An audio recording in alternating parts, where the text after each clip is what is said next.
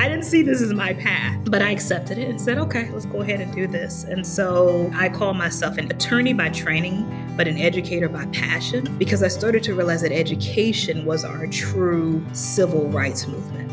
That if I could give kids and people that look like me the tools to fight for themselves through a proper and strong education, I wouldn't have to fight for them as an attorney. And so that's why I finally signed up for the Building Excellent Schools Fellowship. And how many years later? 16 years later, here I am with 5 schools in Memphis and getting ready to open a school in Birmingham, which is another leg on the civil rights journey. It is such a pleasure today to be here with Roblin Webb, the founder and CEO of Freedom Prep Charter Schools in Memphis. And we've had the pleasure to be working with Roblin over the last couple of months. And we were so excited when you said, yes, I'll come on Beyond Lessening podcast. So Roblin, we usually start with just tracking. We sent you the William Stafford poem, The Way It Is, before the interview. And we usually just start by asking you a question way back when you were a child. And if you can recognize now, looking back on your childhood, what the thread was or is that you've been following to where you are now. So anything on the thread?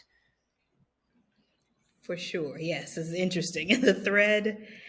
The thread has always been civil rights, interestingly enough. And it started when I was in, I think, first grade, probably 6 years old. And at 6 years old, you often don't, unless, like, as a Black person in America, you don't recognize that you're different or that you are Black until someone tells you.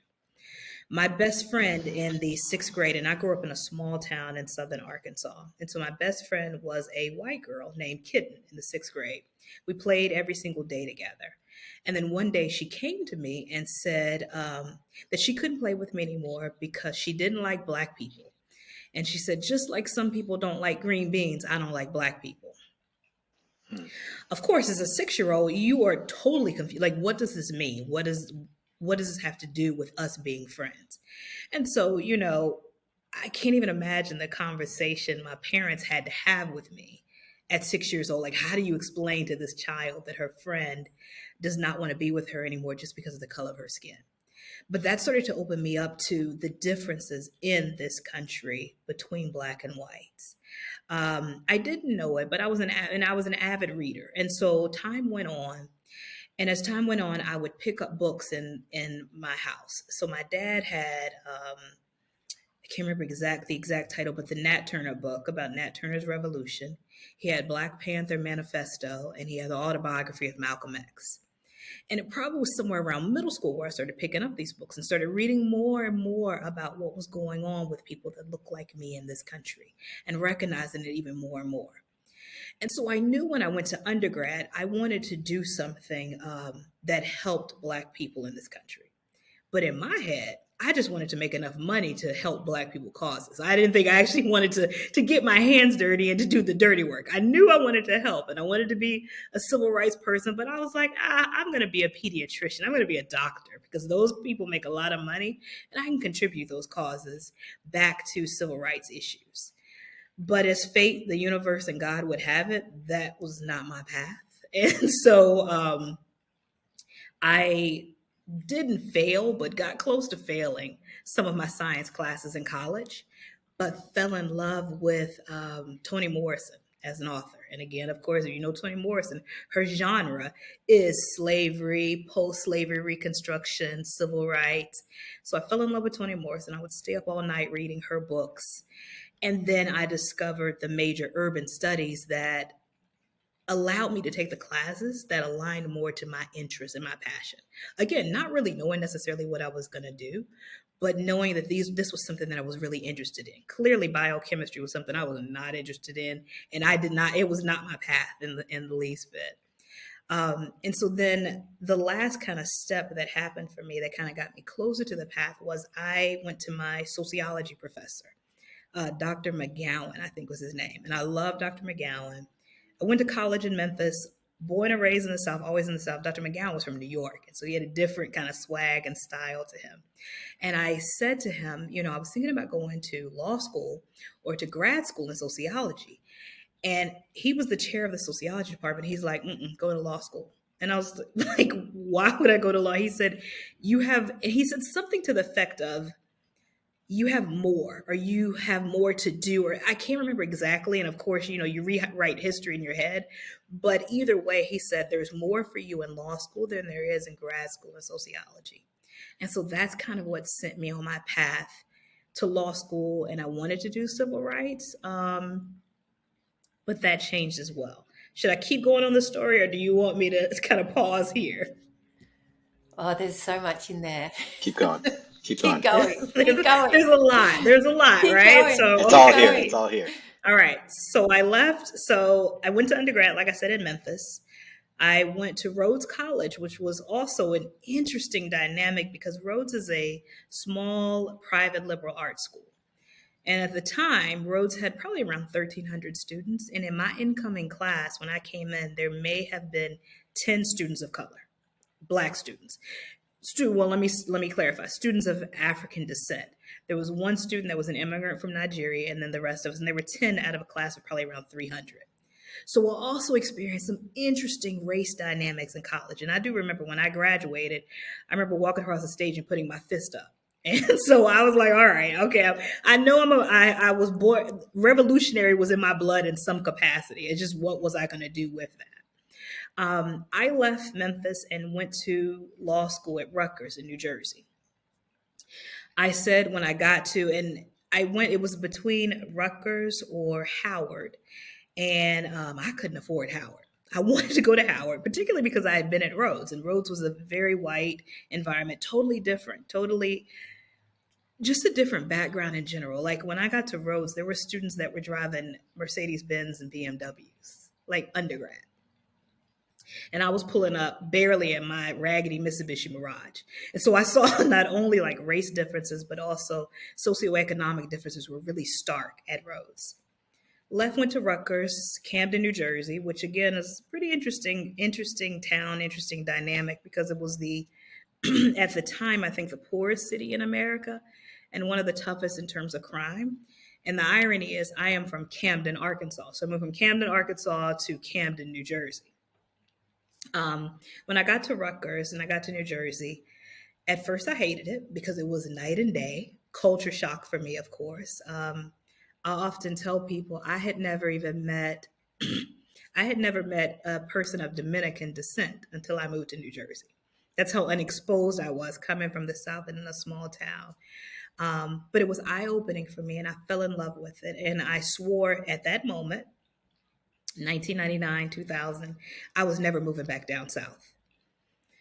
Of course, my plan is not the plan that's set out for me, right? My own personal plan is never the plan that was set out for me. And so I graduated from law school. I went to law school and got a law degree and a master's degree in politics and public affairs. Said, yep, civil rights law, this is what I want to do. At the time, it wasn't really a practice. Civil rights law was not a huge practice. That's happened in the past few years. And so I also, being the oldest of my parents, I also saw that they were getting older and said, well, I should probably move back down South to take care of my parents or to at least get closer to them. Even though I love the Northeast, swore I would never come back down South, but something pushed me back down South. So I moved back down to Memphis and I worked for a law firm in Memphis that actually was the legal counsel for the Memphis City School District at the time. Now, the dynamics of the law firm were interesting. I tend to find myself in places where I am one of the only or one of the first. And so I was the only African-American female attorney in the law firm. I was also probably one of 3 Democrats in the law firm. I was also too young to know not to talk about politics in a corporate environment. And there were 2 other Black attorneys, and they were both partners at the law firm, one Democratic, one Republican. A year and a half later, I would say, of misery, hating practicing law, hating the environment. Clearly, I was not in the right environment, like literally hating going to work. Also, feeling like I'm on the wrong side. So, I was defending the school district and defending them against the very people I felt like I was supposed to be serving. I remember clearly having a case against a family that was suing the school district for food poisoning. First time in court, and the judge asked them, do you want to get an attorney? This woman here has been trained to do this. And I remember the father saying, nope, we can settle this right now. We can settle this right now. Like, it's an ongoing joke with my family. And I beat them terribly. It was terrible. And because they didn't really have a case. But I also felt a couple of things. One, again, I'm going against people that don't know. And I'm going against the people that I actually am here and I want to serve. I'm not here to protect corporations. I'm not here to protect organizations. I am here to do something for my people. And this is not what I'm doing. Outside of the treatment going on at the law firm. About a year and a half into that, I was constantly getting critical feedback on my work.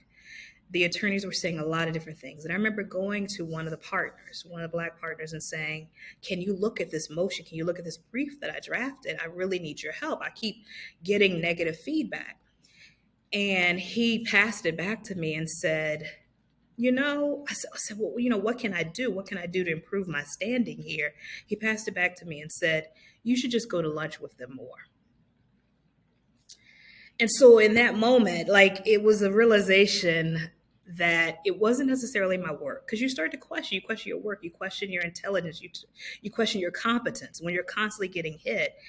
But then in that moment, I realized, no, it's not my work, it's that I don't fit in. And again, like I said, I was too young and green to know not to say that I'm a Democrat, not to talk about the things that I was passionate about.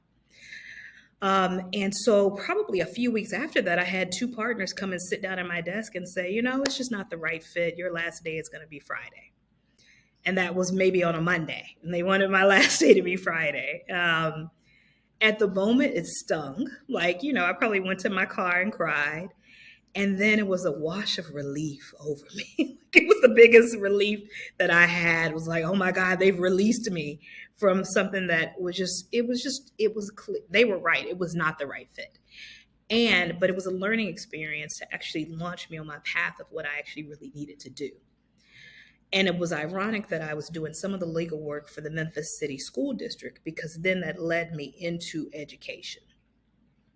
I left the law firm, got a call from one of the other Democratic attorneys that had left a few weeks before. I don't know how she left, voluntarily involved. I have no idea, but I got a call from her to do advanced work on the Kerry campaign. Most fun job I've ever had, traveling all over the country, doing advanced work before John Kerry. Of course, he lost, but it was a great experience all over the country. And then when I came back, I ended up landing a job with a education nonprofit, New Leaders for New Schools. And I was deputy director of that program. It was at New Leaders where I felt like, okay, I am doing what I'm supposed to do. New Leaders trained principals or people that wanted to be school leaders to turn around struggling schools in urban school districts. And so I was working to recruit folks for the program and also raise money for the program. I finally felt competent. I felt like people respected my opinion and respected my intelligence. Loved working for the program. In the interim, I decided, and I was at New Leaders for about three and a half years. Excuse me. In the interim, I decided to volunteer to coach a mock trial team at a high school here in Memphis. And like I said, I was working for New Leaders. I felt like I was doing a lot of the work that I was supposed to do, but there was still an urge okay, you still need to do more. There's more you need to do. Again, there's always an itch. There's always more. There's always God or the universe directing you in paths okay, there's more. There's more work for you to do here. So I volunteered at this high school, local high school, that was led by one of our New Leaders principals, to coach a mock trial. Fell in love with the kids. Kids fell in love with me. I never had really deep interactions with kids. But what was so disheartening for me was finding out that although the kids that I was coaching, did great on the state assessment. Like they were fine on the state assessment. Their ACT scores were too low to get them into four-year colleges. They wanted to be attorneys. They finally saw someone that looked like them, talked like them, was, from a similar background, and they wanted to be attorneys. But we weren't preparing them for the even basic steps to get to law school and to become attorneys. And it was at that moment I was like, okay, I really do need to do more. I don't know what that more is. I also knew I didn't want to be a principal. Ironically, I ended up being a principal. I knew I didn't really want to raise money full time. Ironically, I ended up having to raise money. Like all the things I knew I did not want to do because I saw what those folks went through, I ended up having to do through starting Freedom Prep. My boss at New Leaders for New Schools had decided to leave and go work for the chancellor in DC, the new chancellor. I knew I didn't want his job for those very reasons. I didn't want to be the executive director of the New Leaders program. And then a friend sends me an email about an organization called Building Excellent Schools. It said, "Oh, this sounds like you." And I was like, "No, it doesn't." I don't want to start a school. Are you kidding me? No, I don't want to do this. But I went ahead and applied anyway. I applied probably on a Monday. I had a phone interview that Tuesday, and they were flying me to Boston that weekend to interview in person for the fellowship. Building Excellent Schools, an organization that trains professionals, whether they're traditional educators or not, to open and run high-performing college prep charter schools in urban areas. When they flew me to Boston that weekend for an interesting, intense interview, I got it on the spot. They basically called me as soon as I left and said, "We want you to be the first Building Excellent Schools fellow in the state of Tennessee." It was in that moment that I was like, okay, I won't say the words I want to say, but I basically cussed. It was like, this is not what I want to do. I didn't see this as my path. But I accepted it and said, okay, let's go ahead and do this. And so even through like New Leaders for New Schools and a mock trial team, what I started to recognize that, and I call myself an attorney by training, but an educator by passion, because I started to realize that education was our true civil rights movement. That if I could give kids and people that look like me the tools to fight for themselves through a proper and strong education, I wouldn't have to fight for them as an attorney. And so that's why I finally signed up for the Building Excellent Schools Fellowship. And how many years later? 16 years later, here I am with 5 schools in Memphis and getting ready to open a school in Birmingham, which is another leg on the civil rights journey. I think I learned through your story, Roblin, you can't fight with God and win. No, God, no. No. No, you get slapped back every time. Yeah, you did. Slap, back you go. I want to ask you what may seem like a dumb question, but I want to ask for your take on it, which is, what is civil rights? Not the history of it, but what does it mean to you? What does civil rights mean to you? It's interesting. It's an interesting question, and I've been thinking about it more, particularly after the events this past week in Tennessee with the legislators, the young Black men that were expelled from the state legislature. I think what it means to me is at least being getting as close to as possible as on a level playing field. We will never, and I don't think, and this is not me being pessimistic, this is me being realistic. We are so far behind because of the years spent in slavery, African American people in this country. We're so far behind and didn't have opportunities for so long that catching up is unrealistic without certain things being in place. But at least I can start to, and like for me, civil rights is, let me put people in the position where they at least have a fighting chance in a level playing field. Let me educate kids to be in the state legislature so we can turn around, so that they don't have a majority and they can't expel for ridiculous reasons. But for me, it's about creating a closer to a level playing field now, knowing that the starting point was always so much further, and it continues to be so much further behind.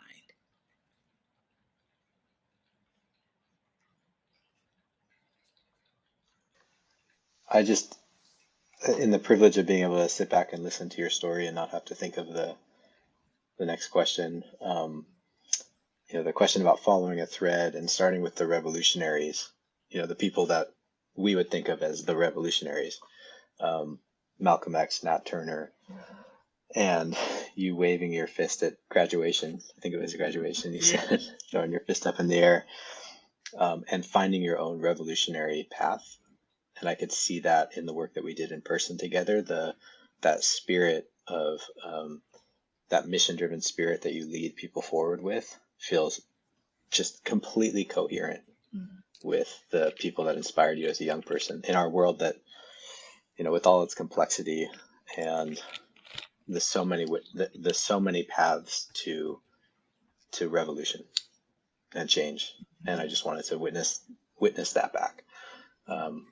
We don't often hear as coherent a story. Thank you. Often as coherent a thread, I should say, that one is following, and then the way that God or the universe, as you said, sort of shapes what that's going to mean for us and for the people that we serve and carry forward. Yeah, it's interesting. Thank you. It's awesome. I appreciate that. It's interesting. I went to a shaman in Florida, an African shaman, a priest, and he said to me, he was like, it's very rare that people find themselves so quickly on their path, the path that they're supposed to. He's like, it usually takes people years to figure out like the path they're supposed to be on. He was like, I don't know how you did it, but you found pretty quickly this path that you were supposed to be on. And even this is despite me and my battles and fights against it, right? Even to this day, like I'm still like, am I still supposed to do this? Come on, give me a sign. Yeah. Yeah. Yeah, it's almost archetypal in that sense, that you almost someone handed you some signpost to that archetype that you were going to live, and you're like, okay, now I got to figure out what it's going to look like for me, right? And what and cool. It's interesting in your story that even though there was the argument, like I'm not going to do that, not going to do that, but what I kept on hearing was the places of ignition. Like, yes, I know it's civil rights. Yes, I know. And all of the stories kind of mirrored this kind of the signposts along the way. And I also heard in your story an openness to actually changing track as you went along. And I've noticed that in you from just the short time we've known each other, that openness to like, okay, I don't want to do it, but there's kind of a devotion of following in there, like I'm going to do this. I'm going to follow the lead. I'm wondering, I heard your way into Freedom Prep, and I'm wondering if there's also a founding story for you, not just your way in, but when you kind of, one of those stories when you recognized what it was and you sort of saw it come to life. So I'm interested in that kind of founding story of the early days of Freedom Prep. Yeah. It's interesting. It's again interesting because I just had a conversation with my spiritual teacher this morning. And she said to me, you changed into who you were going to be at 29 years old. And I was like, how'd you know that? I was like, you knew, so like, how, like you clearly knew this. And I said, yeah, it was around 29, 30 when I started the fellowship. And I felt a shift in me as a person. I didn't like it. Like, I felt more serious and I felt more kind of focused. I didn't like what was happening, but clearly it was put in me. The first days of Freedom Prep, and it's interesting that you asked too, because again, you constantly get reminders, right? And so I remember the first, I've got crazy stories. I got stories for days, but the very first day, the very first opening. So it had been a long haul just to get it open. I didn't find a building for the first school until maybe 6 weeks before we were supposed to open. And we had to go through about $250,000 in renovations just to even get it up to code to open. Nearly like almost not being able to open because fire code told us the Friday before, that we couldn't open because we had some errors in the system. My architect, thank God, begged them to let us open. But that very first day in August, and it was August, I don't know if you've been in the South in August, but it is hot. Like it's not, it's hot and humid. And the Freedom Prep uniform is a button down shirt, a tie, and a cardigan, like full uniform. And our first kid, so school starts the doors open at 7:30. And I had, of course, been hustling, trying to find kids, 100 kids, 100 sixth graders to start and to bet on me, bet on an unknown that I was going to prepare them for college and beyond. And so we opened the doors at 7:30, and it had to have been 6:30, 6:15 a.m. And this little girl with shiny, beautiful, shiny brown skin, full uniform shows up. Gaysery Ann, right? And I remember because both of my parents were there and they were taking pictures, and I've got a picture of Gaysery Ann in full uniform. Hot as hell in August, but yet Gaysery was in perfect full. She was so cute in perfect full uniform. And Gaysery and her family, I think her family were immigrants from Senegal. And she was the first kid that showed up. Everyone was excited. It was almost like, oh my God, this is real, right? I remember that being real. I remember even prior to that, when I had to get a payroll company, I was like, oh, this is real. Like, oh my God, I got to pay. Like, this is really happening. It was scary, but also just like having to pay people it means you have a real deal business, right? It doesn't until people start to show up. We had all of our teachers ready. Gaysery Ann shows up in full uniform. And I remember shaking her hand saying, I'm Miss Webb, welcome to Freedom Prep. And then maybe 20 minutes later, cars just started lining up. And like I get emotional thinking about it because it was the birth of a movement that has just gotten bigger than me, to say the least.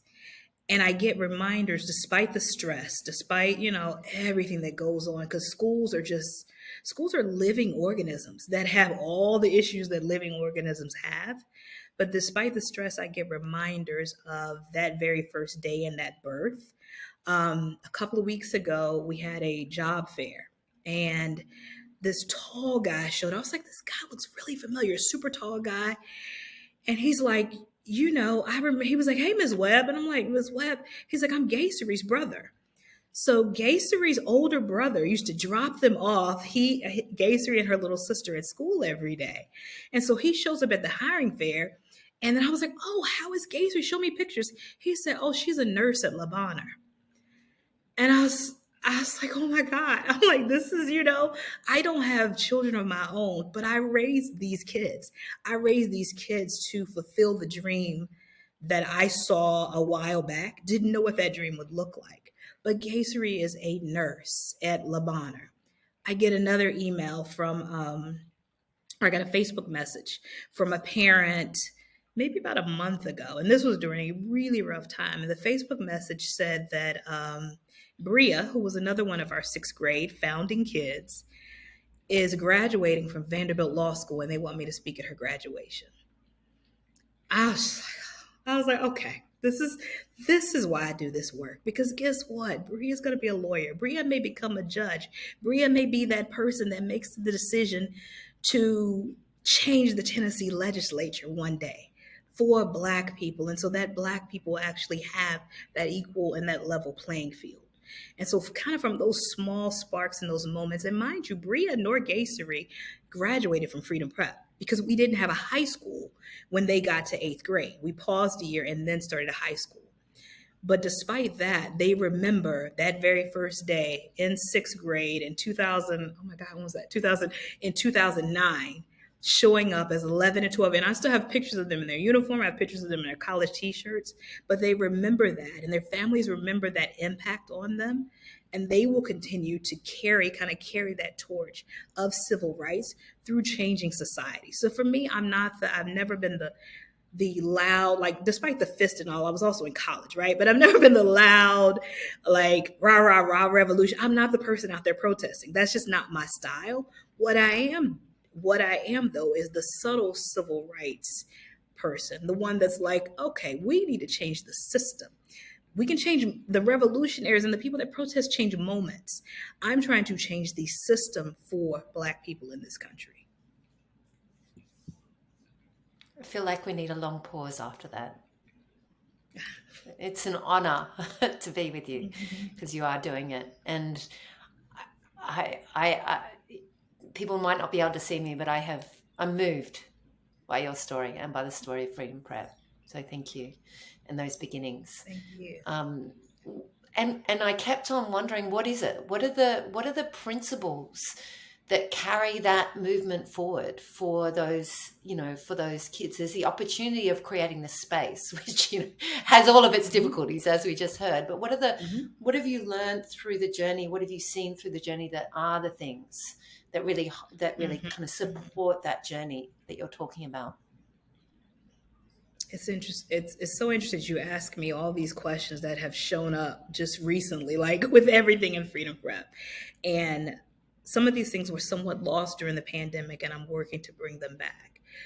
So in addition to, like, our mission is to prepare all students in grades now pre-K through 12 to excel in college and in life. But there are 3 core pillars to that mission that's been from the very beginning, very first charter application. One is that a student has to have just a strong academic foundation in general. We often were getting kids that were far behind academically. We had to catch them up. The second thing is that they have to have strong character. Tell people all the time, you can be super smart, you can have excellent grades, but if you're a jerk, you're not going to go far in life. Certain ones do, but they shouldn't, right? But we tell them they have to have strong character. So there's a character education piece to it as well. And the third part is exposure. And so because we get kids that look like me, we serve kids mainly in some of the poorest neighborhoods in Memphis. It is really important for us to expose them to things that they otherwise would not be exposed to at an early age so that they can feel competitive once they do go to these colleges and universities. Part of that exposure is to what I call field lessons every single year. And so it's interesting because when I talk about Bria, who is graduating from Vanderbilt Law School, she graduated from Xavier, New Orleans for undergrad. We took the 6th graders on the train, Amtrak train, from Memphis to New Orleans to visit some of these colleges and also do a community service project. And so we wanted to explore, and it was battles, right? Because, I mean, what parent, especially if your child has never really been anywhere, and overnight, like having to convince them, no, they're going to be safe. We promise we've got them. We're going to take them on the train. I know they've never been on the train. So we had to convince families, just hold our hands, come with us on this journey. I guarantee you it's going to pay off in the long run. And it did. Bria went to Xavier in New Orleans. Bria went to law school knowing I graduated from law school. But we want to expose kids to these things early on. And it made me think of just recently, I took my sister and my niece to an Easter egg hunt at one of our funders' mansions. My sister, even though my sister is only a few years younger than me, had never been exposed to that level of wealth. And she was, and I have been around it for a while just because I'm exposed to a lot of our philanthropic partners who are amazing and generous, but they also have significant amounts of wealth. And the lifestyles and the difference is just night and day. And my sister in her 40s was like, wow. She's like, I don't know whether to be excited or angry that there's so many people that don't have this. And I say, yeah. I was like, this is kind of, yeah. I mean, this is the state of this country, which is why I do the work that I do and continue to do this work. But even that was exposure that a 40-something year old woman had never been exposed to. I want my kids to be exposed to those things. So you go to a wealthy person's house and you're comfortable. You know exactly, like, you know what forks to use, because different classes have very different lifestyles. And often folks, in most classes don't know what the other classes' lifestyles are like.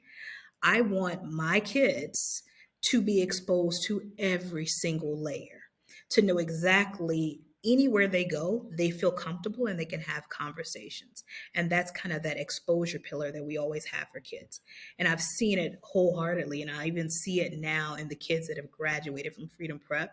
That's been so important to them to go on these college visits, to go on trips out of town at the end of the year, to go. I took some kids on their first flight. I didn't fly until I was 18. So like those things are important. And I wished I had because I hate flying because I was old enough to be afraid of it at that point. But I want to expose our kids much earlier to those things so that they feel comfortable navigating the world and understanding how big and beautiful the world is versus their little kind of little space in Memphis. They need to know what's out there, know what opportunities are out there for them. And what do you mean by character at Freedom Prep? What does that mean? Yep. So character is constantly teaching them our core values. It's a couple of things. Character, our core values are respect, responsibility, integrity, community, and excellence. And so we are always stressing those core values, not only with the kids, but also with the adults. What does it mean to respect other people? Which we lost a lot of that with the pandemic and post pandemic and the way that people treat each other. What does it mean to be responsible? What does it mean to be a part of your community? So community is really important as well too, because it requires our community to really truly educate and raise children and to raise children the way they should be. One of the examples is when we talk about community at Freedom Prep, and we have what's called community circle. So the kids play the djembe drum and they come around the circle and we talk about the core values. We may tell a story. But if a member of the community, so if there's a kid that's done something and they've gotten suspended away from school, when they come back, they must apologize to the community. I broke the values of this community, and can I come back? Will you accept me to come back to get my education? It's something that it's hard now because I feel like we lost so much of that during the 2 years of being away from each other and not being able to touch people or to talk to people. And our kids in particular, because social media is so huge for them, I think they also lose it. They lose the ability to communicate and the ability to understand what community means. But community is so important for us, and we constantly remind our kids of it at Freedom Prep. We give them, they have what's called paycheck dollars, and you lose paycheck dollars for bad behavior, and then you gain them for things that you've done well. So we used to have kids that would find five actual dollars, like real money, and then turn it back in and say, do I get paycheck dollars for showing community or showing integrity, right? And we would give them Freedom Prep paycheck dollars. But we're teaching them even at an early age, that's integrity. Oh my God, that's integrity. That's responsibility. And it's just constantly kind of reinforcing those core values. Just like a parent raises a child and gives them certain core values and character traits, we try to do the exact same thing and constantly repeating it to them as children. The other reason is honestly because we educate Black and brown children. And Black and brown children don't have a lot of second chances in life. And so we try our best to you got to do this. We may be super strict. We may be reinforcing this. But that's because if you get arrested, the chances of us talking that cop out of taking you to jail is slim. You're not like your counterpart that lives in the suburbs, right? And so we have to teach you not only how to have strong character, but also how to navigate the space and the universe and the world that they're in right now.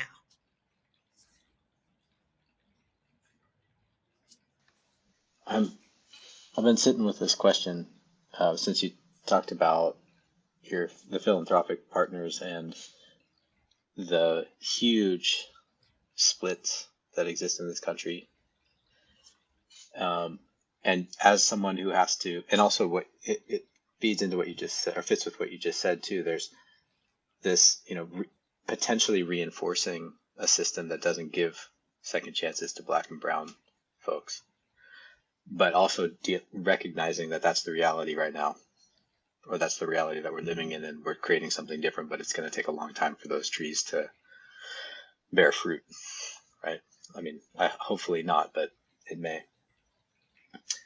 I'm curious how you hold those splits in your life, how you make sense of that. It's obvious from knowing you a little bit and hearing your story today that you have a a deep and probably wide spiritual Hmm. system or belief or Hmm. path. And I'm wondering, so two questions. How do you hold those things that seem so disparate from each other and then walk between them as as a fundraiser, as a steward of social change? Hmm. And how do you hold that in yourself? How do you navigate that? That's interesting. So I shared with my sister. It's interesting, although my sister and I, our birthdays are 3 days apart, we're really different. We're like super different, right? 3 days apart, 3 years, of course, but just very different. I shared with her, I said, I think it was James Baldwin. I hope I have it right, but it was a quote where he said, to be black in America and conscious is to be a constant state of rage, right? And I was like, this is what you're kind of feeling. You're wrestling with that right now, and you've never really had to wrestle because you haven't seen it before. And then I shared with her, I said it's even more stark in South Africa. I was like, I literally saw mansions on the hill, and then slums and shanty towns down below. I I know that if I compartmentalize really well, sometimes to my detriment, right? So I compartmentalize really well. And I know that the rage doesn't help me be here longer for my people. So Black people suffer from high blood pressure, diabetes, and it's no coincidence. It doesn't have anything to do with the color of our skin. It has to do with the treatment that we receive, period, in this country. Like those things add to our stress. They add to our anxiety. They add to our anger and our rage. But I also know that I can't continue to be effective in the long run for generations below me. I can't create more me's. I can't create more Justin Pearsons, Justin Johnsons. I can't create more Bria Blacks if I give in to that. Is it hard? It's ridiculously hard, right? There are times when I am frustrated, but then I have to remind myself, and like you said, it's going to take a while to remind myself that this is a marathon and not a sprint. And me getting arrested, me getting angry does not help my people anymore. It's interesting. I was talking to one of my colleagues whose son got arrested, and this is a child who had never been in trouble, and I wanted to cry, like just hearing her story about that. Her son's father wanted to show up, and then this was in Mississippi, so Mississippi is also another different, it's a different ball game.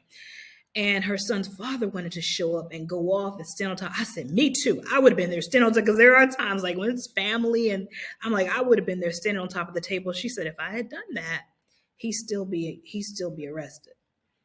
And I was like, you're right. And I think about that in my daily work. So yes, I want to scream. Yes, I want to go off. Yes, I want to say very different things and navigate spaces very differently. And if I did that, I know that I would not be around to continue to do the work that in the long run is beneficial for my people.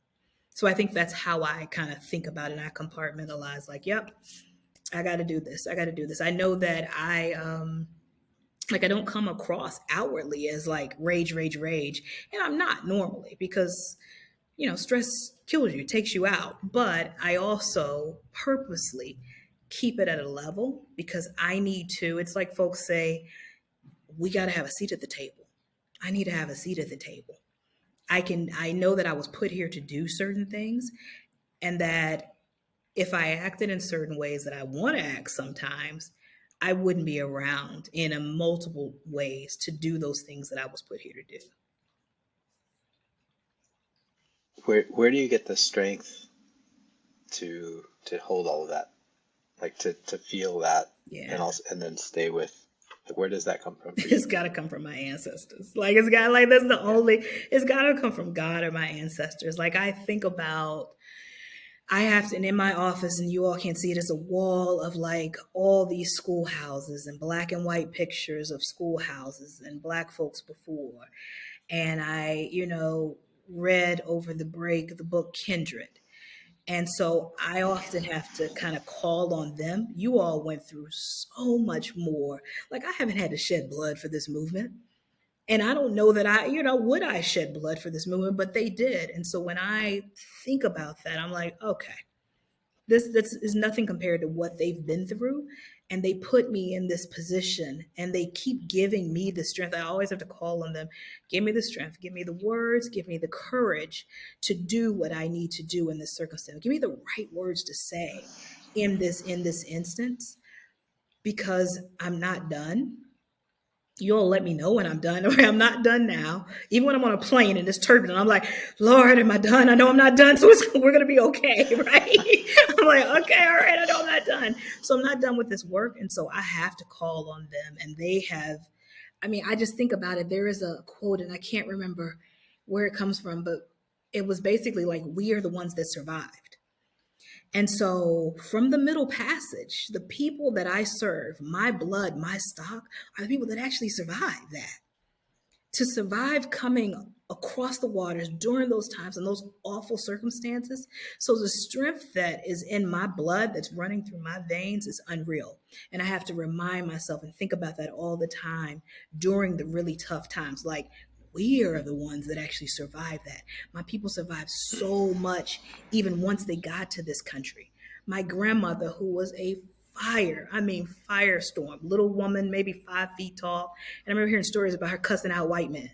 And I was like, I wouldn't even do that. But but I know that blood that runs through my veins, like I know there are times that she comes through and she speaks for me when there's tough moments. My grandfather, who I started doing research recently, grew up in Arkansas, Southern Arkansas. Like my mom used to say that her grandfather he was biracial, but white people thought he was white. And so they would speak to him and not speak to the grandchildren, didn't know that he was related to them.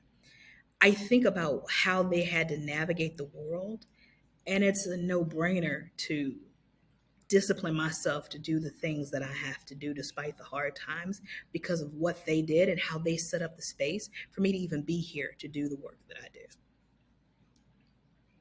And I love conversation. Y'all are pulling out stuff that I never I never get to articulate or think about, but this is great. Like it makes me reflect on these things.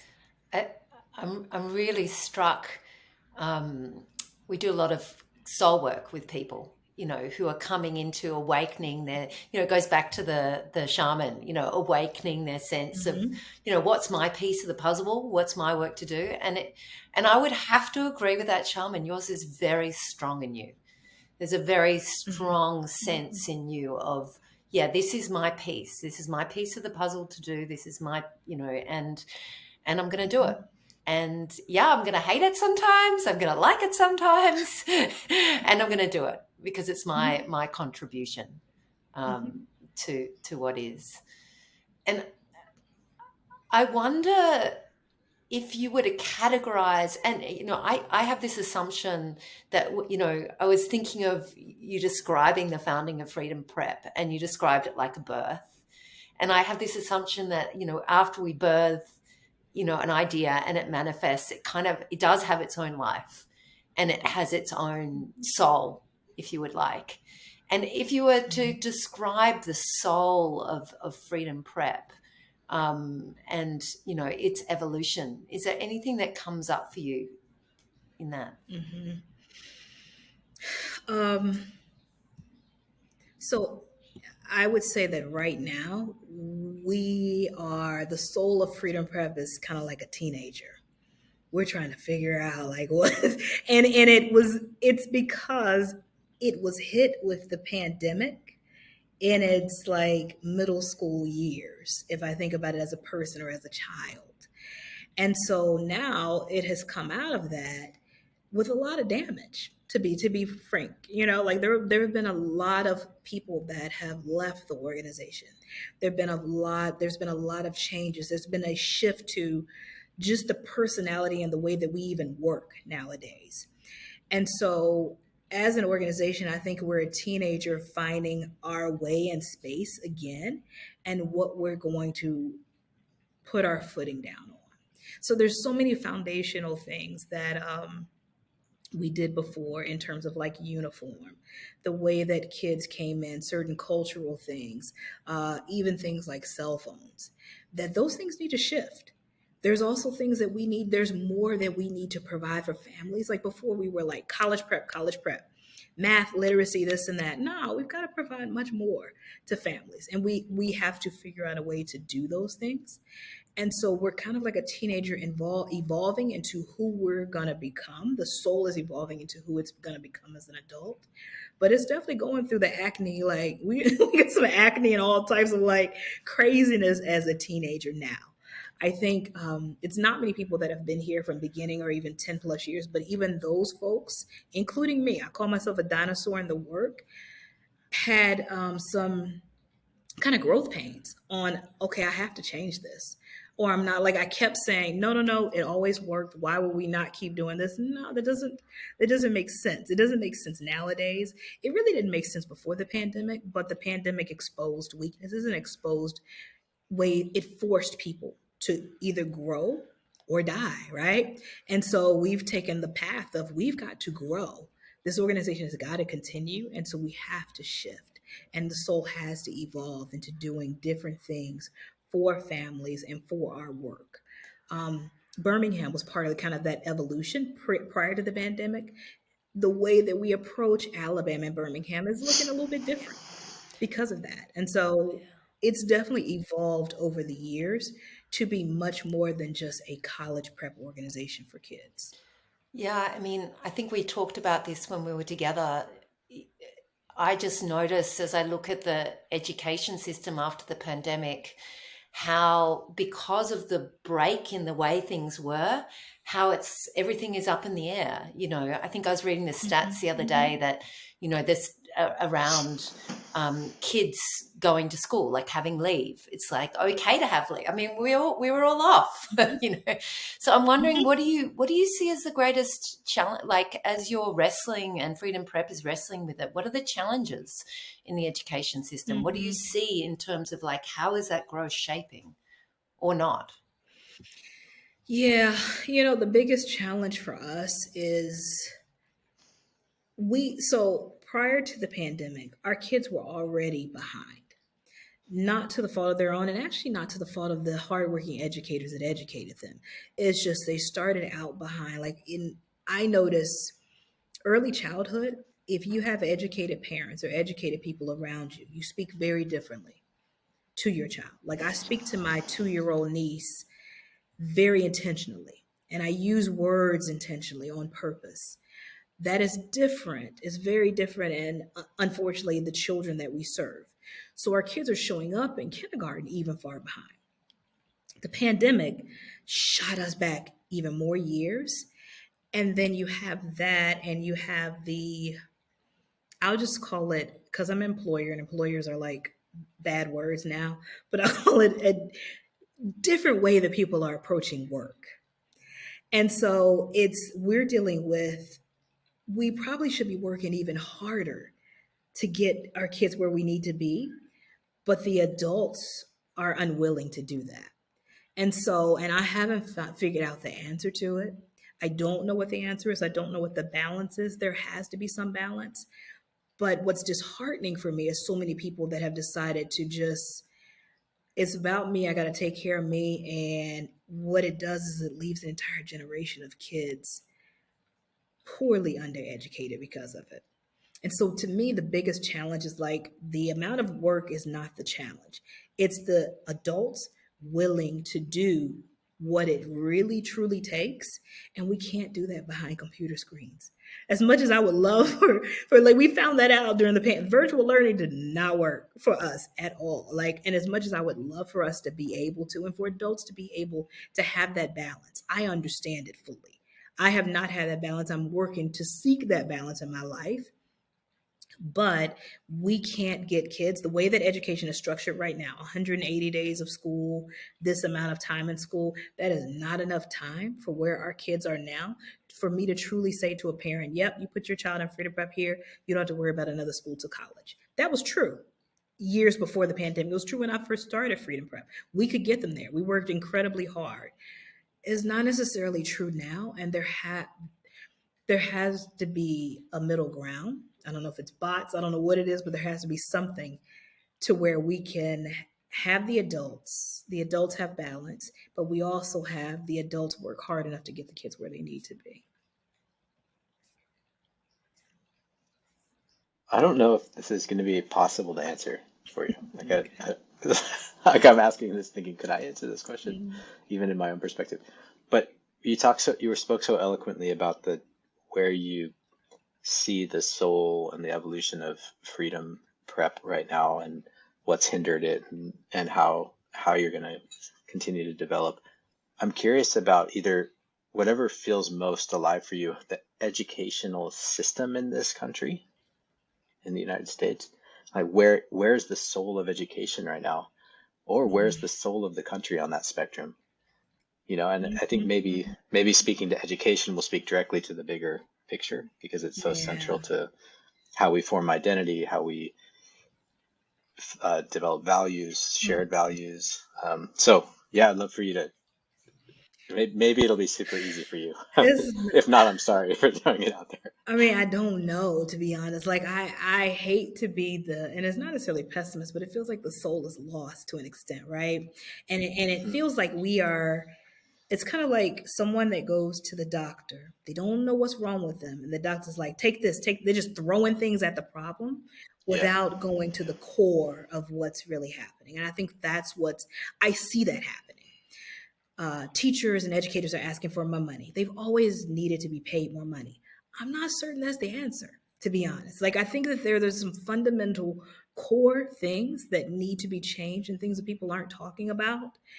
I don't necessarily know what those are, but I don't think that throwing money is an American thing. We throw money at a lot of things and it works, but I don't think that that's the answer to this problem.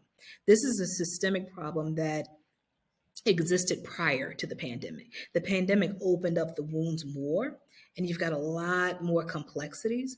But I think folks are lost right now, and no one is asking the real questions of what do we truly need to do. Like crime in Memphis right now, particularly juvenile crime, is at an all-time high, bigger than it's like I've never we got 12-year-olds carjacking, 11 and 12-year-olds that are carjacking cars and breaking into cars. Never seen anything like that.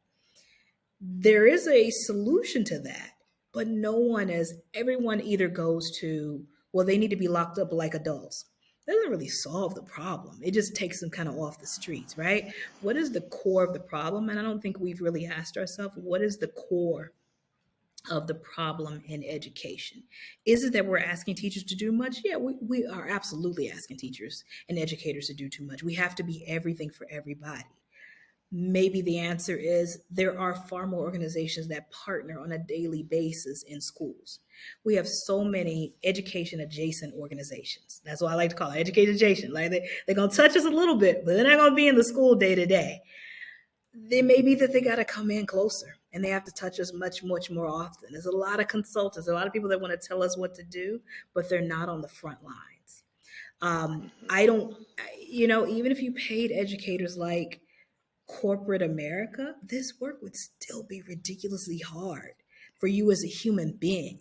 Like I try to tell people the things that I have to, like the work is hard, but the things that happen to our children, our families, you can't even explain or get past. You have to have mechanisms to keep yourself grounded and balanced when you hear those things. That is something that you can't describe. And that is absolutely something that you don't deal with in corporate America. And so we have to get to the root cause and the core of the issues in education now. And I think we're just kind of scratching the surface. Like Tennessee is saying there's a minimum salary for teachers, $50,000. That's great until that kid throws that desk at you, right? Doesn't matter. Like it doesn't matter. Like $50,000 is great, and the kid throws a desk at you, you still gonna walk out the door. And so I don't know what the answer is.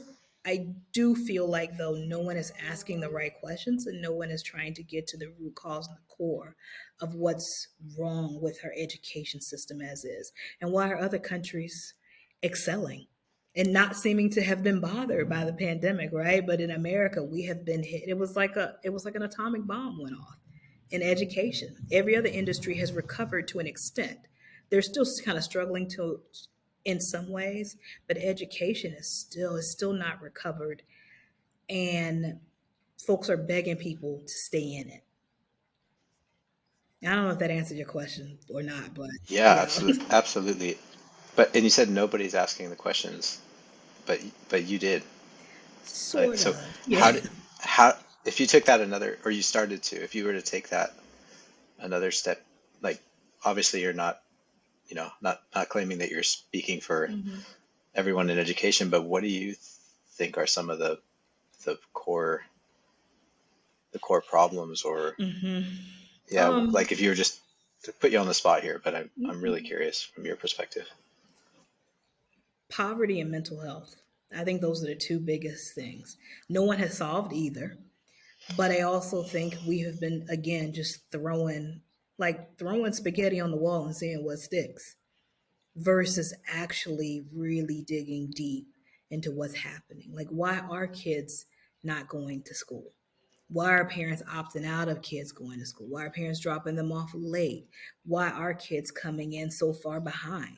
Maybe we don't start pre-K at 3 years old. Maybe we start pre-K at 2. Like when kids are able to even kind of sort of figure out words, maybe that's when we start pre-K. We get kids super early. But I do think that those two big things, and mental health is huge nowadays. What we're seeing with kids and even with adults is something that I've never seen in all the years I've been in education. And so we've got to figure out what's going on mental health wise and really address that. And then start to address the core challenges and issues with poverty that are happening on the ground to help educators do their job. Because those two things prevent us from doing our job, really, to be honest. All of the implications of that prevent us from doing our job. If the kid is coming from poverty and the kid is hungry, they can't learn if they're hungry.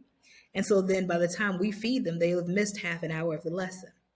And so it's all these things that kind of like it's a snowball effect that prevents kids that come from circumstances that are not of their design but prevent them from truly successfully accessing the education that we want to provide to them so that they can change the trajectory of their lives and their families' lives. And last question from me, I'm kind of taking it Mhm. on it. So I'll give it back to Miriam after this. But what do you think is the school's role in mental health? Or what Mhm. is this? How do you support that? Because I can imagine that there's a whole component. You said community and meaning and the feeling of purpose and a feeling of a bigger world, all these things that would seem to contribute um, to one's mental health, Yeah, especially as a young person. we need to do How, more. We need to do more. We have social workers at every campus, and I've seen schools and networks that are doing a whole lot more, and I truly admire them. We have social workers at every campus. We have a grant now to where we're trying to get a mental health therapist for our adults, but we've got to do Mhm. more. Like it's constant because everyone is we've got to do more to address, I think, the acute issues and then the day to day, right? So we need to bring what I am working like we need to have yoga and meditation for our kids on a Yeah. daily basis, right? Even if they don't necessarily take to it, at least they have access to tools that support mental health. Um, we always address things after the fact, but I think we need to address them early on. We need to address healthy eating. Food has your gut does a lot to your entire body and your system. Your gut affects what's going on in your brain. And our kids show up, and I used to, they would show up with flaming hot Cheetos in the morning. I would just take them from them. I'm like, no, you're not eating this. You are absolutely not eating this. But there's no system for us to say, this is what you eat. We don't take the cheat. I never had Cheetos and handed them an apple because I didn't have it. But I would just take the Cheetos, right? We're giving kids a lot of sugary things, and not everybody believes it, but it affects everything. It affects how you move, it affects how you think, all of those things. And I think that we have to figure out a way, despite everything else we have to do as educators, to incorporate strategies for mental health for our kids on a daily basis. Like we have reset corners. We have things that they're not necessarily gimmicky, but we also don't have the adults. Adults are suffering too. So the adults don't even necessarily Yeah. know how to use the tools that they're given, right? We have incorporated Wellness Wednesdays at our school for the adults. And we got a small select group that always come, and the rest of them are like, I'm not going to that. and then they end up having a mental health crisis, right? But nobody is sitting on a daily basis. Oh, just try it, right? Just try this. I know it sounds crazy, it sounds all hippie and all, but just try these things. And no one is having a large scale conversation of, we got a problem. There is a problem, and it's not just going to a therapist. There are things you have to do to keep yourself balanced. I know when I don't do the things I'm supposed to, I'm like, yep, I know what's going on right now. I have not been taking my supplements. I have not been walking. I haven't been doing the things to keep me balanced. And so many people have not been exposed to that, particularly in our communities. And so we've got to do something on a consistent basis, or things are just going to get worse. And we have to acknowledge nobody's right. We're not back to normal, right? The pandemic may be over, but Yeah. it's not over in any way or fashion. And we tried to just go back to the status quo and normal, and there is a new normal, and we have to acknowledge and say that and repeat that and say, this is what the new normal looks like. We're going to have morning meditation every morning for kids. We're going to have this. It's funny you asked me the question, because this is great, because it's ideas that I never put down, but now I'm like, we got to do this. Actually, that I'm talking about it out loud, right? Like, instead of nap time is great, but we should teach the kids we should teach them meditation in the morning, even 5-year-olds, to help regulate themselves. Like, I talked to my niece, and we have stare downs. She's 2 years old. We have stare downs and conversations, but there are ways to even regulate their emotions, even at a young age, when they don't even know what that means, to regulate emotions. Yeah. Yeah. Yeah. I just want to pick up on one thing too, that pandemic being over but never acknowledged, Right. or that we all went through this huge collective trauma and different forms of it for everybody. Everyone's dealing with it differently, but it just kind of trailed off, and everyone's like, yeah, now we're back to normal, rather than, marking that, whoa, that was a big shift, a big transition, a big, caused a lot of pain for a lot of people, tremendous pain. And we've never sort of had a ceremony around that, a closing. Exactly. Or like, now we're in the new normal. Yeah. Let's be available to that. So also part of that mental health equation is that ceremony and ritual. And yes, you go through something hard, you lose someone, you yes, acknowledge it, right? exactly. And we've never done that. And you purge On those the micro or feelings, macro. right? You purge those Yeah. feelings and acknowledge that triggers bring back that trauma. Like, there are triggers nowadays that bring back absolutely. the trauma. You don't even, like, we were on a shuttle bus, my sister and my niece, and it was packed with people. We were like, we couldn't have done this 2 years. Like, we were just thinking we could have done this 2 years ago. But yeah, you're right. We haven't had a funeral, right? For what happened. We haven't had that. Yeah. Yeah. I can see Miriam. No, to be quite frank, everything that you're saying, it just resonates for me as a parent of my girls. And I kept on hearing in the story of civil rights, dealing with the way things are. And then as we were coming in kind of post-pandemic, also dealing with the way things are, but also there being a lot of points, as you were talking, where the way things are just seems unfixable or broken beyond repair. And when I'm in those moments, I thought we might do something a bit different. We're nearing towards the end of the interview, but just to take a moment, a pause. And in that pause, I'd be really curious of what you envisage of the way things could be, not as they are now, but in a future, in the way they could be at Freedom Prep, and just to see what that vision brings you after a few moments. So whenever you're ready, just taking a moment just to imagine that and see what comes. And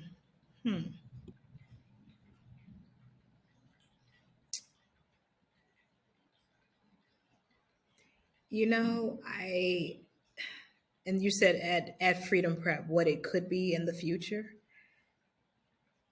Yeah, the way that I envision Or in the world, in general. In the world, I mean, kind of both, is that at some point, our kids are leading us more than we're leading them. I think that my work will somewhat be done when we get to that point. Like, they're leading us. I get bits and pieces of it where kids are like, well, can we do this? Or should we do this? Or how do we manage this? Um, I got moments of it years ago when our kids did a walkout when I think Trump was elected. And I was like, wait a second, y'all are walking down an all black school. Why are y'all walking? But then I realized, I was like, they need something. They need to show their feelings. In my perfect world, our kids are leading us in the movement, really in middle school and high school. And they are conscious of what's happening in the world around them and seeking their path of how to be a participant in the work, whatever that work may be. Um, in the future, I just see, I see my kids and kids from Freedom Prep being in positions where it's would be impossible to expel two really sharp legislators. Like they don't, we have the numbers to beat that. Like I have this grand theme of the reverse migration, where all the people of color that move to the Northeast come back down south and really say, yep, this is where our ancestors landed and this is where we're going to make a difference in this country.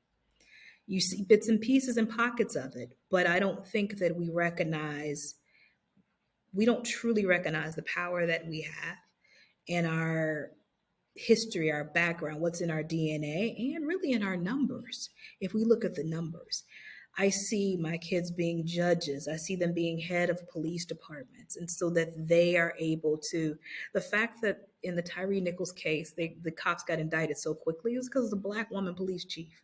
She was like, it's a no brainer. She was like, that was a really easy decision to make. That should be happening all over the country.